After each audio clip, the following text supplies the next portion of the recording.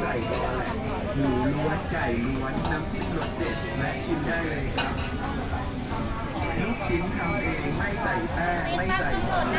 หมูล้วนไก่ล้วนน้ำจิ้มรสเด็ดและชิมได้เลยครับลูกชิ้นทำเองไม่ใส่แป้งไม่ใส่ซอสหมูล้วนไก่ล้วน จิ้มอะไรดีคะ ลูกชิ้นปลาหมึกสดครับ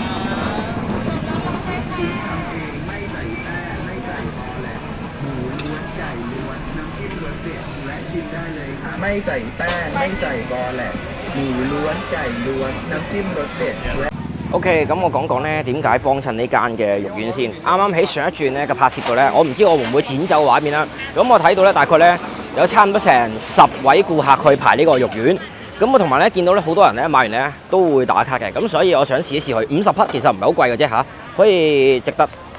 試一試嘅。但係個問題都係咧，一唔飲嘢咁咧就飆晒汗啦。望落去咧似普通肉丸啊，冇乜嘢外表嘅特別，咁試落去先知啦。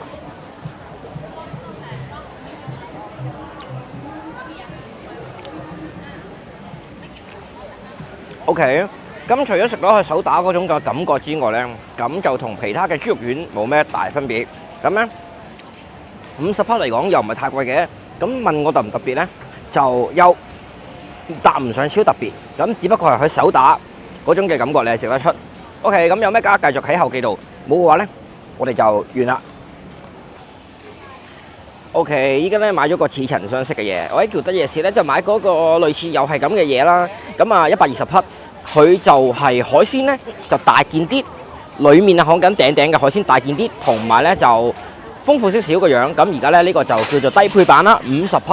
咁就睇落去咧，好似個樣唔係咁殺食啊，因為人哋咧埋尾㗎啦，咁所以個樣可能有少少差嘅，唔緊要，有少少差唔緊要。咁睇下個味道如何啦。咁佢底層嗰個咧個底啊，蛋香味咧都係大同小異，同埋咧佢煎到個底咧有少少燶燶地嘅，口感咧可以話係一樣。爭在咧就係頂嘅海鮮咧就唔夠上次咁飽滿啦。咁不愧係一分錢一分貨啦。而家50匹啊嘛，上次嗰個120匹。咁我就想可能今日條片咧就咁樣完啦，唔好太長，方便大家去消化下。咁我哋下一部影片再見。